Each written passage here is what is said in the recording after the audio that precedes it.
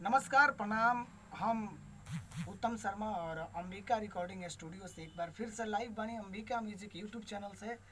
और आज हमारा स्टूडियो में एगो ऐसन कलाकार, एगो ऐसन शख्स से रुआ लोग इनके परिचय कराए जे कि बहुत ही कोमल आवाज़ बा और बहुत ही माई के कृपा बा, जेकर नाम बटे बादल बबुआ। वहाँ के गाना रिकॉर्डिंग हमारा यहाँ होके जाता। एल्बम के नाम बा चली माई के दरबार में, जेके गीतकार कैले बनी, जेके गीत लिखले बनी मुकेश तिवारी जी। और हम उम्मीद करतनी कि रउआ लोगिन जल हाँ बड़ा बड़ा कलाकार के प्यार आशीर्वाद देनी, यही ना बादल बबुआ के देव।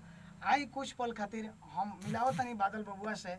बादल बबुआ रुआ कैसन लगता यहाँ के और गाना गा के? नमस्कार भैया लोग, हम यहाँ पहला गाना गावे आइल और बानी। लगे तनी लिया दी मोबाइल और ये पहला गाना हमार भक्ति हटे। ए गाना के आप लोग लाइक करी, शेयर करी और कमेंट करी और कमेंट जरूर। और यहाँ पर जल हाँ रुआ लोगिन कलू के स्टार बना देनी। हम रुआ लोगिन से विनती करब कि हमरा यूट्यूब के माध्यम से रुआ लोगिन देखत तनी, इतना प्यार दिए, इतना शेयर सब्सक्राइब करी कि बाबू के नाम रोशन होके। आई यहाँ के पिताजी से मिलाओ तनी, बड़ी हमने के हमरा खुशी होता कि आज के डेट में भी ऐसा के पिता बा जे अपना पुत्र खातिर इतना बड़ा शौक और इतना बड़ा उम्मीद रख सकता। कैसा लगता रउरा? बहुत अच्छा लगता, बहुत अच्छा लगता हमरा। और बहुत खुशी बा कि उत्तम जी के माध्यम से और मुकेश तिवारी जी राइटर बनी।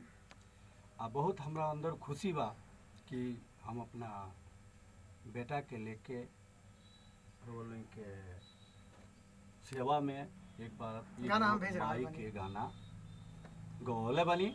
बहुत अश्लील गाना हो रहल बा, तो हम अपना तरफ से हम कोशिश करें कि अश्लील गाना केहू ना गाओ, हमार लड़का ना गाओ। उत्तम जी के माध्यम से और यहाँ के स्टूडियो से हमारा बेटा के पहला बार गाना रिकॉर्ड भइल बा। हमरा एकर बहुत खुशी बा।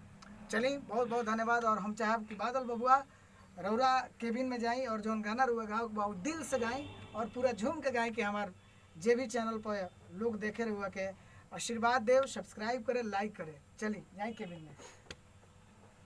स्टॉप कर दी। हेलो जी बोलिए। गाना रेडी है तो गाना को हम प्ले करते हैं। चलिए आइए।